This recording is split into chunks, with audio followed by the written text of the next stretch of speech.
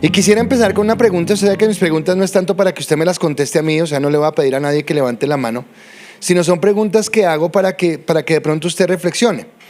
Pero en esa primera pregunta es, ¿cuánto? Ahora es más, esta pregunta yo casi que sé la respuesta obvia, o sea, me van a decir, pastor, esas preguntas que usted hace, pero igual la voy a hacer. Y la pregunta es, ¿quién en Colombia no desea la paz? Todos deseamos la paz. Todos queremos la paz. Y hoy voy a hacer una remembranza en el sentido de pensar que ese anhelo podría empezarse desde los más viejos que estén en este lugar hasta los más jóvenes, pero todos entendiendo el conflicto desde una manera diferente. ¿A qué me refiero?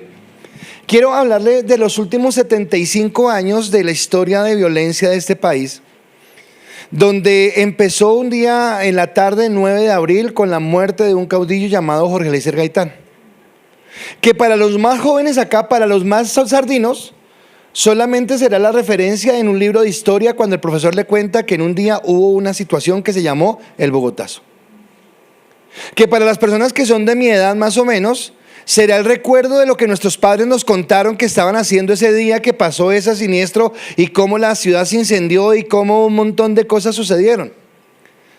Pero creo que, por ejemplo, don Cándido recordará, porque era un niño tal vez en esa época, y tendrá en su recuerdo lo que pasaba, lo que sucedía.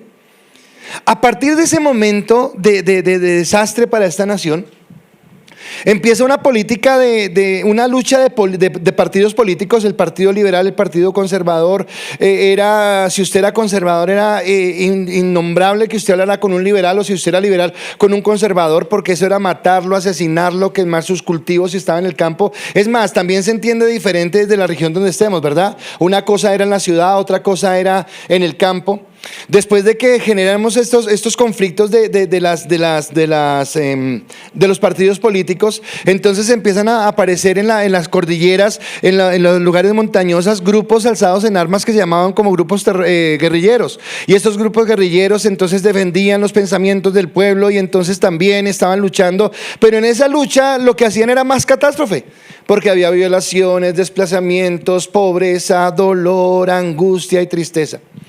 Si fuera poco lo que estaba sucediendo, entonces aparecen los grupos finales de los 70, en los 80, los grupos narcotraficantes. Y empiezan primero con la marihuana, después con la cocaína, Pablo Escobar, el cartel de Cali, el cartel de Medellín, todo lo que había. Y acá entonces ya muchos de nosotros sí lo vivimos, pero los jóvenes no. Los jóvenes no saben qué es andar por la ciudad en Bogotá en un bus y no saber a qué horas va a estallar una bomba, a qué horas cae, a qué horas mataron a este. Y en esa época mataban jueces, ministros, abogados, periodistas, el que cayera, pagaban por matar policías. A todo el mundo lo estaban matando, pero de una u otra manera nos acostumbramos. O sea, yo digo, ¿y cómo vivíamos? Pues normal. Ahora, ¿era normal? No era normal, pero nos acostumbramos a vivir de esa manera.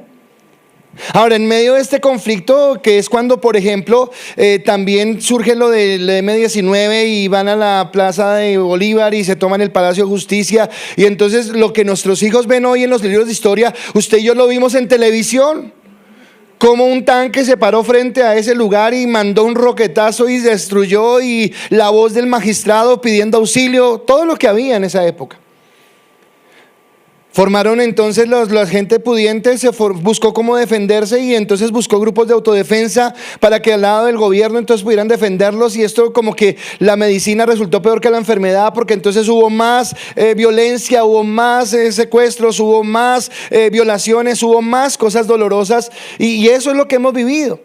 Al final de eso entonces ya vinieron procesos de paz, pero entonces aparecieron bandas criminales, que es lo que estamos hoy. Falsos positivos, el ejército y el gobierno salió con algunos grupos y entonces cogían muchachos que no tenían nada que ver con esto, los llevaban a otros lugares y los mataban, y todo fue una secuencia de problemas y de situaciones dolorosas y fuertes en lo que estábamos viviendo. Y cuando hablamos de eso, uno dice, ¿cómo no se va a querer la paz?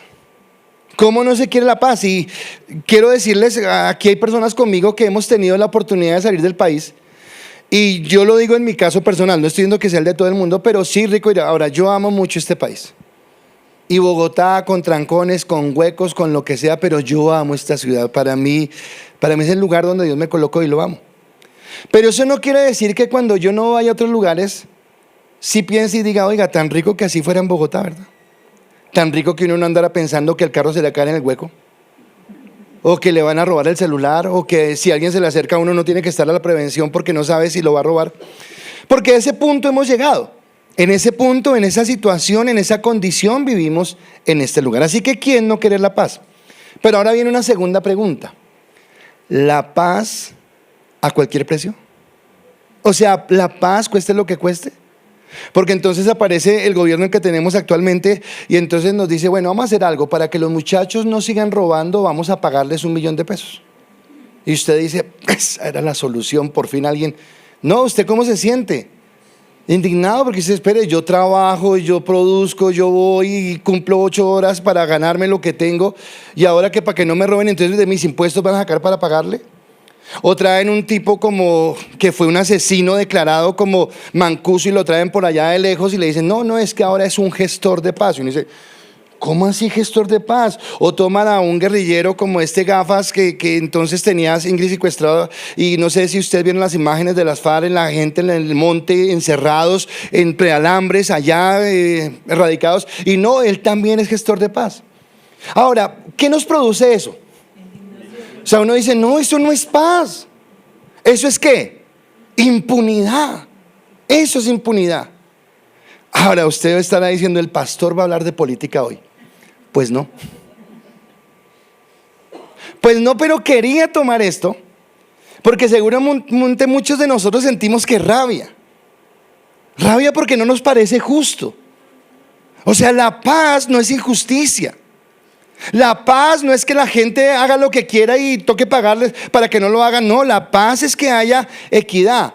Eso es lo que se quiere. Y entonces utilizo esta semblanza porque si alguien viene del extranjero, perdóname, voy a tomarte aquí que estás de frente. Si Paula no fuera de Colombia, sino ella fuera por allá, tiene una pinta de gringa, no, de inglesa, ella viene de Inglaterra. Y de pronto ella que no conoce nada de nosotros, y de pronto acá hay alguien que tenía una finca y le mataron el papá, de pronto acá hay un señor que tenía la esposa y se la violaron, de pronto acá hay otra persona que tenía a su hijo y lo mataron y la persona que hizo eso es gestor de paz, y ella viene que no conoce y nos dice, pero para que estén bien, pues acéptenlo. Pero usted dice, no, es que usted no sabe lo que pasó, o sea, nosotros sí sentimos el dolor. Porque quiere decir que ella como no conoce la magnitud del dolor, pues tampoco pueden medir cuál debería ser la magnitud de la justicia. Y ahora sí entro en materia. Porque nosotros hemos hablado de Cristo, hemos hablado de su sacrificio en la cruz, hemos visto de su muerte en la cruz del Calvario, pero aunque escuchamos esos mensajes, generalmente lo que siempre estamos preguntando es, ¿y la bendición de Dios para cuándo? O sea, ¿Dios cuándo me va a bendecir? Y quiere decir que cuando yo no entiendo la gravedad o la magnitud del pecado, va a ser muy difícil valorar la magnitud del sacrificio.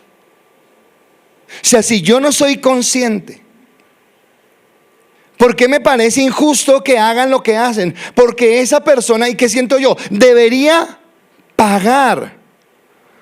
Bueno, pues usted y yo deberíamos pagar por la iniquidad, por la maldad que tuvimos delante de Dios. Así que no podemos valorar esa grandeza de ese amor si primero no somos conscientes de la gravedad del pecado y de las consecuencias que genera el pecado en nuestra vida. El Señor al principio, cuando en el Génesis el hombre peca, el Señor vio y sintió dolor por el pecado del hombre. Pero eso que sintió Dios en el principio es lo que ha sentido a lo largo de la historia de la humanidad. ¿Qué ha sentido y qué ha visto? Ha visto la maldad, ha visto la iniquidad y ha sentido el dolor. Si hicieran un juicio, el juicio contra usted y contra mí sería único, culpable. O sea, somos culpables. Esa era la realidad de lo que teníamos. Dice la palabra en Génesis capítulo 6, versículos 5 al 6. Y vio Jehová que la maldad de los hombres era mucha en la tierra, y que todo designio de los pensamientos del corazón de ellos era de continuo solamente el mal. Y se arrepintió Jehová de haber hecho al hombre en la tierra, y le dolió en su corazón. Oiga, el pecado es grave. El pecado no es un chiste, el pecado no es algo pasajero. El pecado es algo que nos separa, nos distancia, nos aparta de Dios. Y eso que pasó allí cuando vino el diluvio en la época de Noé es lo mismo que sigue pasando hoy en día. Y Dios seguramente sigue mirando la maldad del hombre, sigue entendiendo que el designio de nuestro corazón es de continuo solamente la maldad, y siente arrepentimiento y siente dolor por lo que nosotros hemos hecho. Si yo le añado a esto algo, ahora escúcheme, voy a añadirle algo a esto.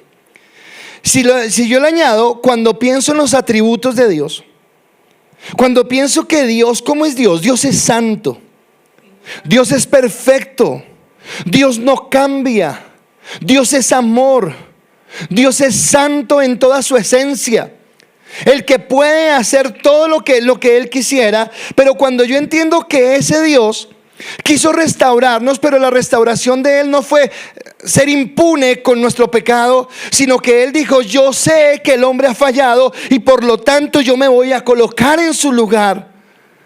Oiga, ¿cómo puede ser esto posible que Dios lo haga? Ahora, le añado otro ingrediente.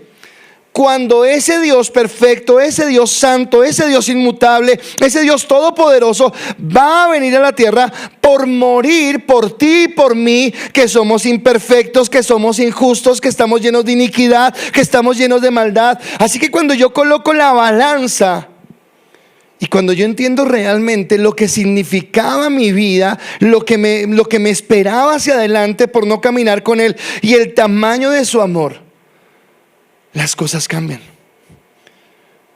Por eso la palabra en Timoteo dice: porque hay un solo Dios y un solo mediador entre Dios y los hombres, Jesucristo hombre.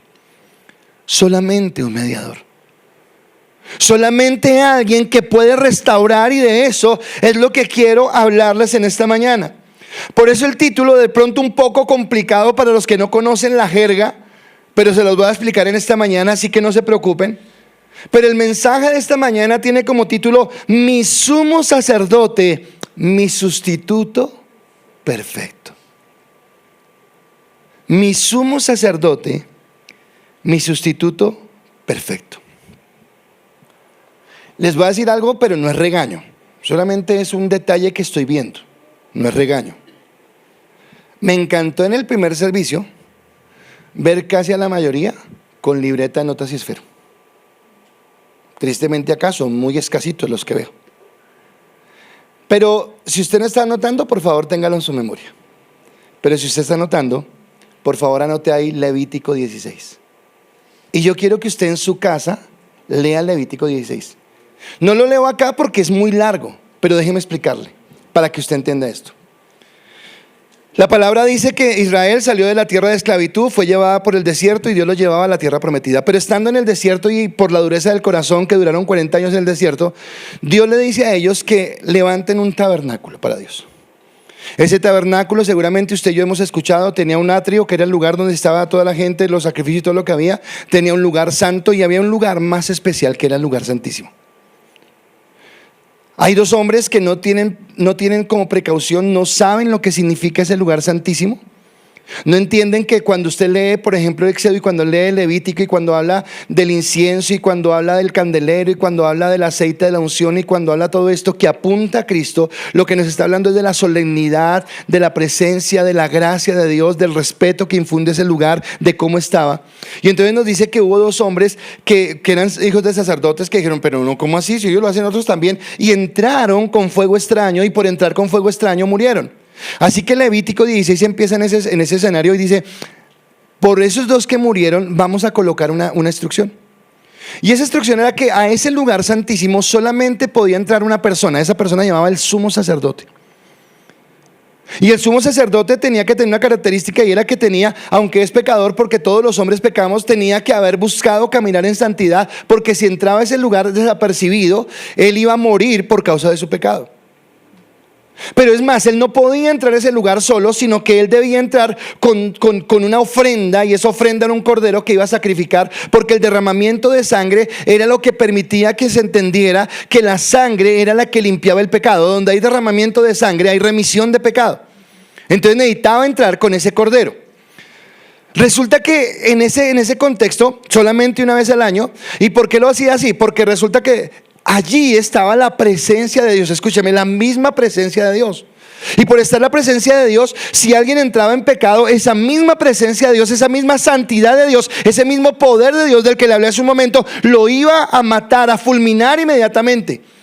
Porque el pecado lo iba a condenar. Así que necesitaba entrar con la ofrenda.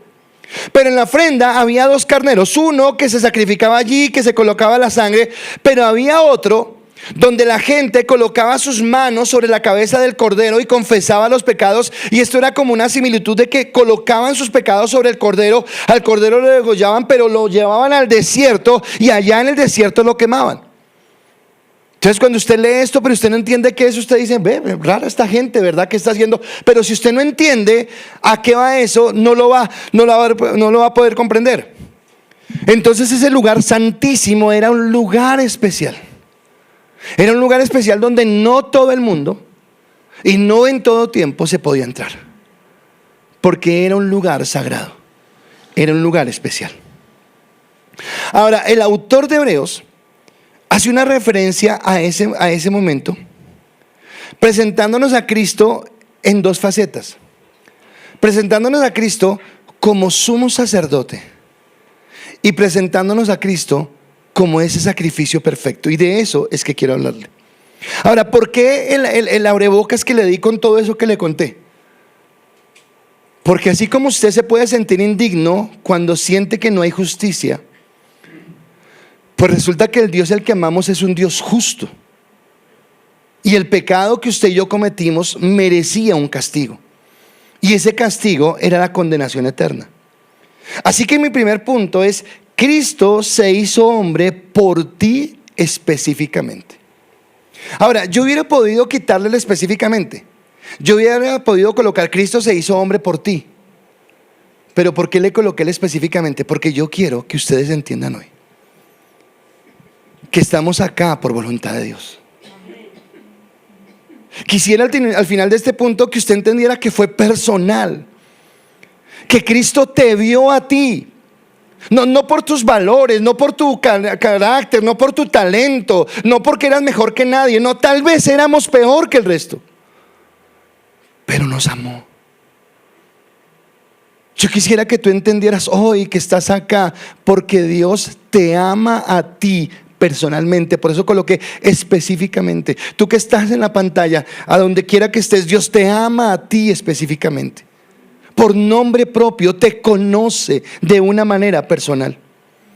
Así que Hebreos capítulo 2 versículo 16, hasta ahora estamos terminando el segundo capítulo de Hebreos, hoy lo terminamos. Dice: porque ciertamente no socorrió a los ángeles, sino que socorrió a la descendencia de Abraham. Ahora, ¿por qué dice que no socorrió a los ángeles? En el primer capítulo hablábamos de que Cristo era superior que los ángeles, pero que se hizo inferior para el sacrificio, pero que después volvió a su lugar. Pero acá está diciendo, si usted conoce la historia bíblica, si usted sabe lo que pasó, Satanás, el ángel de luz llamado Luzbel antes, fue antes del hombre. Era un querubín de luz, era el más hermoso, vestido de toda la belleza, de todo el amor, de toda la gracia del Señor. Dirigía la alabanza en el reino eterno del Señor, lo hacía de la mejor manera. Pero un día él se llena de orgullo, él se llena de vanidad. Y dice que cuando se llena de vanidad empieza a confabular en contra de Dios, porque él dice: bueno, ¿y por qué yo no me siento en el trono? ¿Por qué yo no me siento en ese lugar? Si yo soy hermoso, si yo soy bello. Y dice que él arrastra consigo la tercera parte de los ángeles. Ahora, ¿cuántos ángeles hay? No sé, son millares de millares. Pero tome esos millones de millares, divídelo en 3 grupitos, y el diablo, cogió uno de esos grupos y se lo llevó. Así que hay ángeles caídos, pero la palabra dice que Cristo no vino a redimir a los ángeles. Cristo no vino a ir a la cruz del Calvario por un ángel. Cristo no se hizo hombre por un ángel. Cristo se hizo hombre por ti específicamente. Y yo sé que esto es difícil de entender. Así que esto no se puede entender, se puede creer por fe. Pero tú estabas en el pensamiento de Jesús cuando estabas en la cruz. Él te tenía apartado.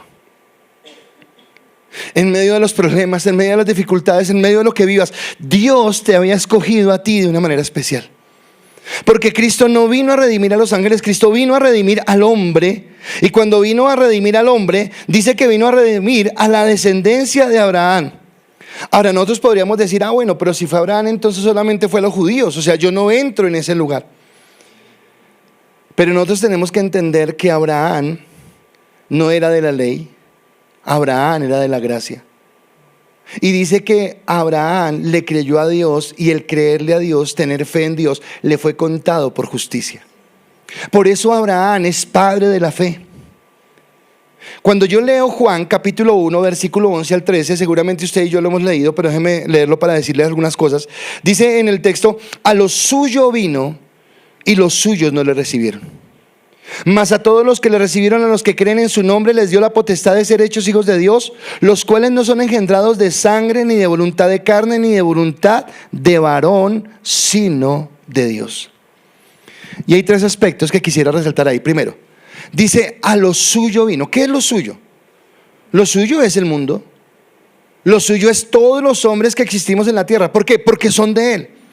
Porque hablábamos hace 8 días de que todos somos creación de Él. Así que Él vino a este mundo para salvar al hombre.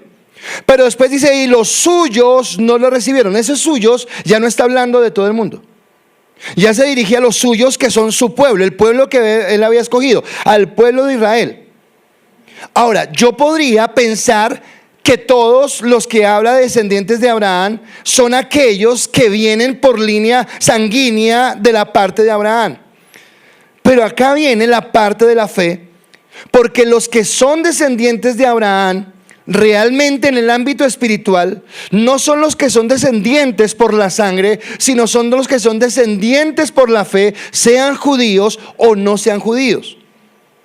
La palabra en Génesis capítulo 12 versículo 3 dice, hablando Dios con Abraham: bendeciré a los que te bendijeren, a los que maldijeren te maldeciré, y serán benditas en ti todas las familias de la tierra. Ahora, déjeme hacer un paréntesis pequeñito acá, un paréntesis, solamente para que entienda algo.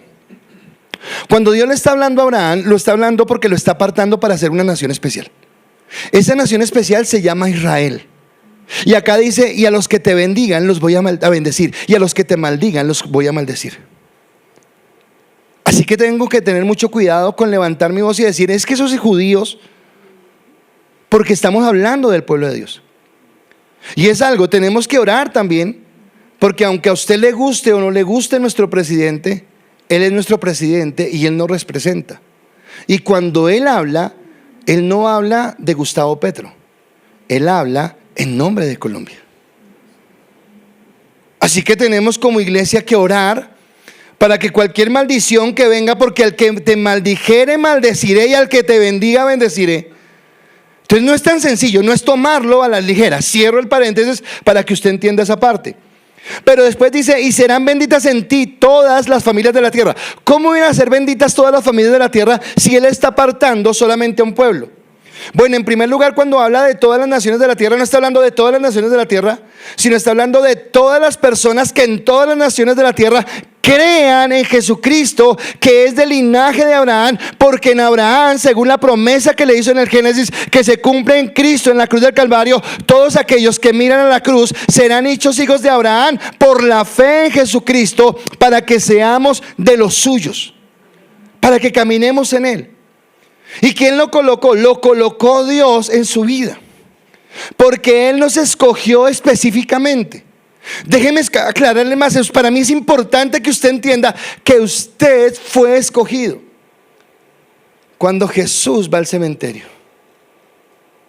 y va a orar en la tumba de un hombre llamado Lázaro, ¿a quién estaba llamando Jesús? A Lázaro. ¿Habría más muertos? Pero solamente había uno al que Él estaba llamando.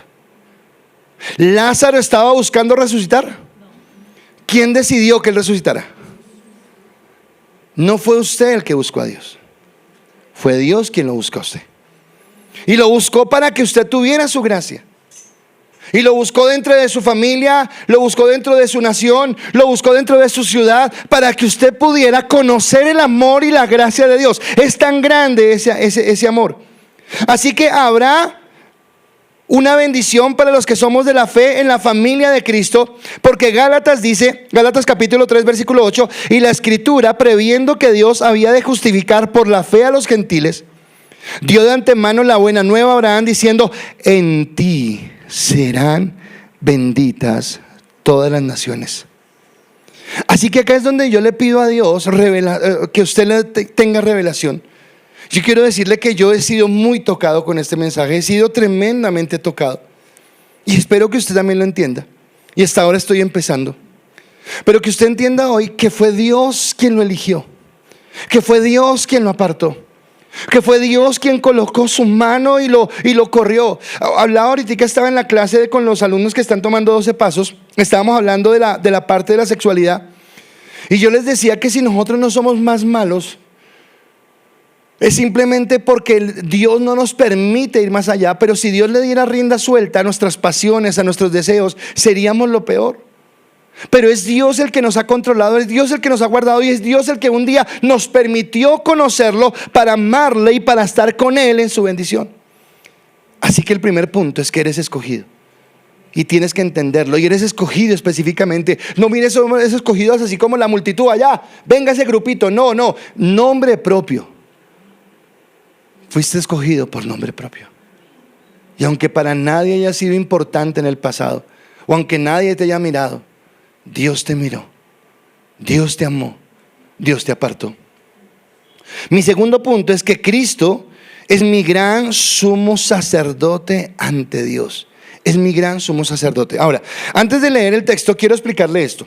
Yo les dije al principio, cuando estábamos iniciando esta serie, que había tres cargos en el Antiguo Testamento que era necesario para ratificarlos, que alguien viniera y derramara aceite sobre esas personas para ungirlos y reconocerlos en el cargo que habían sido colocados. Esos cargos eran rey, profeta y sacerdote. Que dijimos que en el Antiguo Testamento habían personas que tenían uno o máximo dos cargos, ninguno había tenido los tres. O eran reyes y sacerdotes, o eran reyes y profetas, o eran profetas, pero no podían tener los tres. Pero hay una persona que sí ostenta los tres oficios. Se llama Cristo. Cristo es rey, Cristo es profeta y Cristo es sacerdote. Y en ese contexto lo que nos está hablando acá, ¿qué hace el sacerdote? Entonces el profeta, el rey ejerce autoridad, el rey está dominando y ejerce dominio sobre lo que está gobernando. El profeta es alguien que le habla de parte de Dios.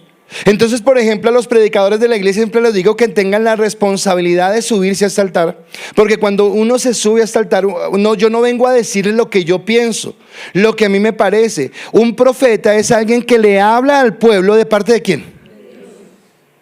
O sea, yo vengo a hablarle de parte de Dios, pero el sacerdote hace lo contrario. El sacerdote le habla a Dios de parte de ¿quién? Pero escúcheme, acá hay algo que tengo que entender. Que no es que, ¿qué es lo que ustedes quieren decirle a Dios? No, nosotros no tenemos nada que decirle a Dios. Lo que hace el sacerdote, ¿recuerdan el Levítico 16? El sacerdote que hacía, oraba por los pecados del pueblo y decía: Señor, ten misericordia, ten clemencia. Así que lo que hacía, ¿recuerdan a Job?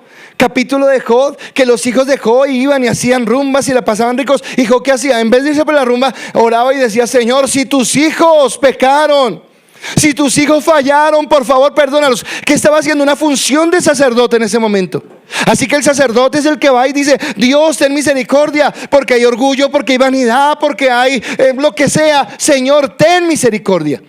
Y dice la palabra, eso era lo que hacía el sacerdote. Y dice en Hebreos capítulo 2 versículo 17: por lo cual debía ser en todo semejante a los hombres, para venir a ser misericordioso y fiel sumo sacerdote en lo que Dios se refiere, para expiar los pecados del pueblo.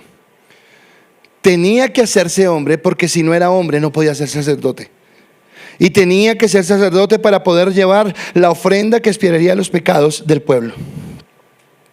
Así que este hombre, que es sacerdote en el Antiguo Testamento, en Levítico, intercedía. Y acá vuelvo y le repito algo que dije al principio. Es imposible, y es lo que pasa a veces, es imposible entender la grandeza de la salvación si primeramente yo no entiendo la gravedad y las consecuencias del pecado. si yo no entiendo que mi pecado es maldad?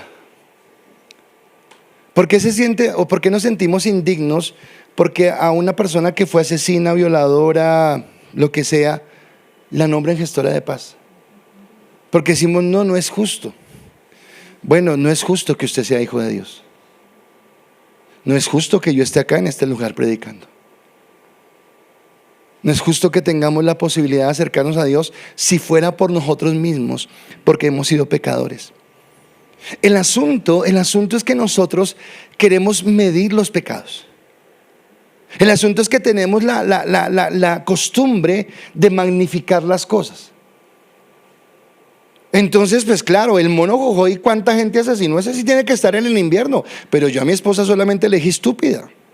O sea, pues también si vamos a comparar. El tipo que entró y se robó al banco, no sé cuándo. El tipo, aquí yo entré y me robé una empanada, no se dieron cuenta, pero es una empanada, eso ni le quita ni le pone. Bueno, ¿sabe qué quiere decir eso? Que yo no conozco la santidad del Dios al que amo. Eso quiere decir que yo no entiendo la dimensión de Dios.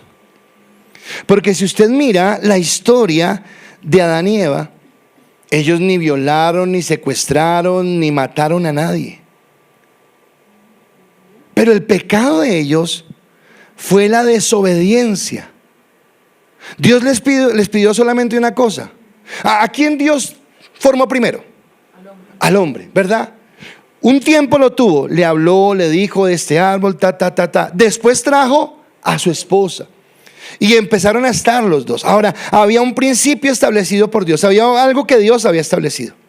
Ahora, ellos dos invirtieron los roles de Dios. ¿Cómo así que invirtieron? Eva, ¿a quién debería estar sujeta? Adán. ¿A quién debería estar escuchando? ¿A quién debería obedecer? ¿Con quién estaba hablando? ¿A quién estaba escuchando? ¿Qué estaba haciendo? O sea, esta mujer, en lugar de estar con su esposo, se fue a escuchar algo donde no debía escuchar y estaba pervirtiendo el orden de Dios. Ahora, Adán, ¿a quién tenía que escuchar? ¿Y a quién escuchó? Pero no es tan grave, pastor, dirán algunas mujeres. Pues sí, sí es grave. Pues sí es grave. Sí es grave porque pervirtieron lo que Dios había establecido como orden. Porque ellos no fueron obedientes. Y la consecuencia fue la muerte espiritual. Esto trajo maldición, escúcheme, para todas las generaciones. Porque entonces todas las mujeres que vinieron después de Eva aprendieron a ser revolucionarias y rebeldes. Pero los hombres también. Egoístas y orgullosos los hombres, y las mujeres también. Pretendiosas y vanidosas las mujeres, y los hombres también. Porque el pecado vino al corazón nuestro. La palabra en Romanos 3:23 dice: por cuanto todos pecaron. ¿Quiénes pecaron? Todos. Y están destituidos de la gloria de Dios. Así que si fuera un juicio, el dictamen de Dios es culpable. Así que cuando usted se aterra de que a mancuso, de que es lo mismo con usted, usted es culpable. Yo soy culpable. Yo merecía un castigo. Yo estaba apartado de la gracia de Dios. Yo estaba apartado de su amor. Vivo en un mundo que nos coquetea todo el tiempo, que nos deleita todo el tiempo, sensual, que nos jala. Y este mundo que nos jala porque nosotros no entendemos la dimensión del amor de Dios, la magnitud del amor de Dios. Así que Él se convierte en el sacerdote. Y Él viene no a escuchar qué le quiere decir usted a Dios para que le diga, porque seguramente lo que usted le va a pedir es el carro, la casa. Ahora, no estoy diciendo que Dios no escuche oraciones, no me malinterprete, pero en este aspecto la primera oración que hace Jesús es: Señor, perdona. Porque ¿para qué le sirve a usted la casa, el carro, la finca, la plata, el negocio, la mujer, el hombre, si usted está apartado de Dios? Si usted no tiene a Dios en su corazón. Así que Él viene y se presenta como sumo sacerdote, entra a la presencia de Dios y no entra. Recuerda que el sumo sacerdote no podía entrar solo. Así que Él tiene que entrar con un sacrificio. Y usted va a decir, pero Jesús no tenía nada en sus manos. Mi tercer punto: Cristo, mi sustituto perfecto en el castigo. Cuando usted ve la cruz del Calvario, cuando usted ve la cruz, cuando usted ve sus heridas, cuando usted ve su sangre, usted está viendo en la cruz a un hombre inocente que no merecía vivir eso. Ese lugar que tenía Cristo allí era su lugar. Ese era el lugar donde yo debería estar, ese es el lugar donde usted debería estar. Eso es lo que nos esperaba por nuestra vanidad, por nuestro orgullo, por nuestra rebeldía, por nuestra altivez, por lo que nosotros hemos hecho. Pero dice en Hebreos 2:18, pues en cuanto Él mismo padeció siendo tentado, es poderoso para socorrer a los que son tentados. Y este versículo tiene mucho que entenderle, porque en primer lugar, ya dije, nosotros somos los merecedores, pero hubo algo que se llamó misericordia. ¿Qué le dijo Dios a Adán y Eva? A Adán, ¿qué le había dicho Dios? No comas de este árbol, porque el día que comieras de este árbol ciertamente morirás. Cuando el hombre y la mujer comen, sí, descubren que están desnudos, sienten vergüenza, se apartan de Dios, todo lo que hay. Mas sin embargo tiene misericordia. Dios no permite que mueran de una vez. Ellos mueren tiempo después, pero es porque Dios está propiciando un plan y está hablando de algo. En ese mismo capítulo de Génesis 3, versículo 21, hay una parte que me llama la atención, porque dice en el versículo: y Jehová Dios hizo al hombre y a su mujer túnicas de pieles y los vistió. Ahora, por favor, entienda esto. Por el pecado, ¿quién debió haber muerto? Adán y Eva. Pero en su reemplazo, Dios coloca un sustituto en ese momento. Ese sustituto es el animal. Un animal es muerto, hay un derramamiento de sangre. ¿Y qué hace con la piel de ese animal? Cubre al hombre y la mujer. ¿Qué es lo que hace Cristo con nosotros? Nos cubre. ¿Qué cubre de nosotros? Cubre nuestra maldad, cubre nuestro pecado, cubre lo que tenemos. Eso se lo explico en un momento. Así que hay una sustitución. Y esta sustitución en este animal es sombra, es algo que está mostrando a futuro lo que iba a pasar con Cristo. Así que Cristo es el que nos cubre. Entonces, cuando hay un texto, creo que se lo vamos a mirar más adelante, dice: así que podemos entrar confiadamente al trono de la gracia. ¡Wow! Confiadamente al trono de la gracia. ¿Sabe qué está diciendo? Que podemos entrar a ese lugar santísimo. Pero espere, yo no entiendo. ¿Cómo si en el Antiguo Testamento el sumo sacerdote no podía entrar sino una vez al año? Y no podía entrar si no llevaba una ofrenda. ¿Cómo es que yo puedo entrar ahora? Pues yo puedo entrar por el sacrificio de Cristo cubierto con su sangre. Si yo entro así de chévere, guapachoso, porque soy yo, y no, voy a morir. Pero cuando yo realmente reconozco mi maldad, cuando yo realmente reconozco mi pecado y cuando me acerco a Dios, Él me cubre con su sangre y me permite entrar a su trono de gracia para conocer su amor. Pero no fue simplemente lo que vivió en la cruz. Déjeme repetirle lo que dice el texto en Hebreos 2:18. Pues en cuanto Él mismo padeció siendo tentado, es poderoso para socorrer. ¿Qué me dice aquí esto? Que no fue simplemente que Cristo se hizo hombre y fue a la cruz. No. Él tenía que ser probado. Él tenía que demostrar que donde el hombre había fallado, Él no iba a fallar.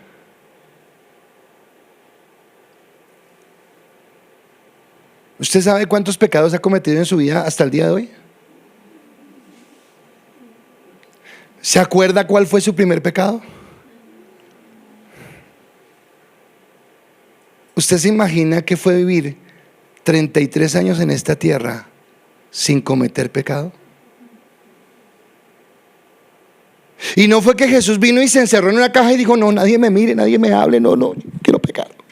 No, Él vino y vivió con nosotros. Cuando Jesús fue bautizado, ¿qué pasó? ¿A dónde fue llevado? ¿Y fue llevado al desierto a qué? Fue tentado con el poder, fue tentado con la fama, fue tentado con el dinero. Mujeres andaban alrededor de Él. Muchas veces quisieron hacerlo rey. pero se mantuvo en santidad porque Él mismo estuvo en nosotros y fue más fuerte. ¿Por qué es más fuerte? Porque yo cuando soy tentado aguanto y aguanto, pero cedo. Pero Jesús no cedió, Jesús se mantuvo firme. Y si Él se mantenía firme, quiere decir que la tentación seguía vigente. ¿Pero por qué lo hizo? Porque Él tenía que ser tentado. Hebreos 4:15 dice: porque no tenemos un sumo sacerdote que no pueda compadecerse de nuestras debilidades, sino uno que fue tentado en todo según nuestra semejanza, pero sin pecado. ¿En qué fue tentado Jesús? En todo. ¿Te has sentido decaído? Dios se sintió decaído. ¿Te has sentido traicionado? Dios se sintió traicionado. ¿Te has sentido herido? Dios se sintió herido. ¿Has tenido tentación? Dios tuvo tentación. ¿Y sabe por qué la tuvo? Porque Él se identifica contigo y Él entiende lo que nosotros tenemos. Pero no se identifica en ese sentido de, ay, entonces me comprende. No, sino se identifica, pero sabe que en mi debilidad, donde yo no podía superar eso, Él lo superó por mí para que no hubiera impunidad, sino para que el pago pudiera ser expresado. Y experimentó mucho más porque se mantuvo firme. Ahora recuerde Levítico 16 y cuando usted lo lea en la casa. Sí, hay un cordero que matan en el altar, pero hay un cordero sobre el que oran. Y cada persona viene y confiesa sus pecados y dice, y hemos pecado en esto y esto y esto. Y ese cordero que no tiene la culpa, que era perfecto, es mandado muerto al desierto, al olvido, entregado a su maldad.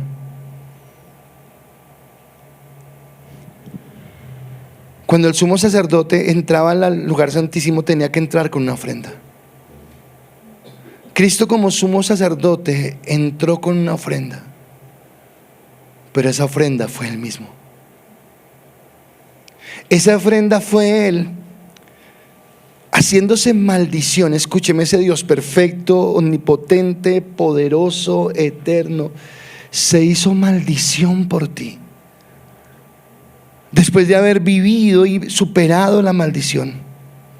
Romanos 3:25 dice: a quien Dios puso como propiciación por medio de la fe en su sangre, para manifestar su justicia a causa de haber pasado por alto en su paciencia los pecados pasados.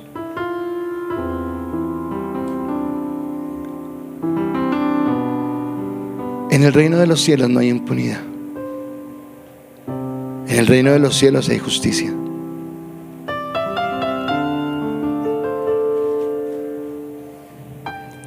Pero si yo no entiendo mi maldad, si yo no entiendo que constantemente cedo por las tentaciones de este mundo, por mi orgullo, por mi vanidad, jamás podré alcanzar a entender qué significó que Él ocupara en la cruz el lugar que yo debería ocupar, que Él recibiera sobre su espalda los azotes que yo debía haber recibido. Así como ese cordero en Levítico 16 era mandado al desierto, Jesús en la cruz clamó y dijo: Padre, ¿por qué has roto tu comunión conmigo? Porque ya no te siento tan cercano, y lo permitió solamente para que nosotros tuviéramos su perdón. Qué bueno sería entender las palabras de Juan el Bautista cuando vio por primera vez a Jesús. Porque cuando Juan el Bautista por primera vez vio a Jesús, él dijo: he aquí el Cordero de Dios que quita el pecado del mundo. El pecado desde el inicio nos ha separado de Dios. Separó a los antiguos, separó a tus padres, y muchas veces nos separa a nosotros de la bendición de Dios. La misión del sumo sacerdote en el Antiguo Testamento era, mientras que llegaba el verdadero, conciliar para esperar la paciencia de Dios, y a través de un cordero sacrificarlo para pedir perdón y mandarlo al desierto y poder restaurar la relación con Dios. Pero el pueblo volvía a pecar y al año siguiente tenía que presentarse un nuevo cordero, y así cada año sucesivamente, hasta que viene el cordero perfecto, hasta que viene el sacerdote perfecto, aquel sin que tú lo merezcas. Te mira porque te escogió, y mira al Padre y dice: Dios, ten misericordia, límpialo, lávalo. Yo me coloco como sacrificio, y el castigo que es sobre él, que venga sobre mí. Así que al contrario de la historia que vimos al principio, en Dios no hay impunidad. Que tú no hayas pagado el precio no significa que no se haya pagado un precio. Y no lo hizo porque tú fueras mejor, lo hizo porque Él te eligió a ti de manera personal. Pero estás tan ocupado en tus problemas, en tus angustias, en tus sueños, en tus deleites, que no te has detenido a entender que la mayor bendición, la mayor gracia que podías tener ya está en tu corazón, y es que un Dios eterno y santo te haya mirado con ojos de amor, que te haya preparado una eternidad, que en medio de un mundo cada día más decadente, más en dolor, más en ruina, tú y yo tengamos la esperanza de una eternidad con Él. Cristo es ese sumo sacerdote santo y perfecto. A la vez, su sacrificio es completo y definitivo. Por eso ya no hay más sacrificios. Por eso Romanos dice: así que, hermanos, os ruego por la misericordia de Dios, que presentéis vuestros cuerpos en sacrificio vivo y santo y agradable a Dios, que es vuestro culto racional. No tienes que lacerarte, no tienes que poner frijoles en tus zapatos y caminar, no tienes que subir una montaña de rodillas. El sacrificio lo hizo Él, y tú necesitas caminar en obediencia y en santidad. Decirle: Dios, trae a mi vida ese nuevo nacimiento, y que mi vida te pueda honrar, te pueda glorificar, te pueda exaltar. Hoy yo pido que Dios nos dé la revelación, que tú realmente te sientas privilegiado en serio. Es un privilegio que nosotros, siendo una mancha en el universo, menos de una mancha, Dios nos haya visto con amor. Esto nos bastaría para cada día levantarnos de rodillas y agradecerle, para cada día amarle, para cada día decirle cuán importante es Él y cómo podemos amarlo.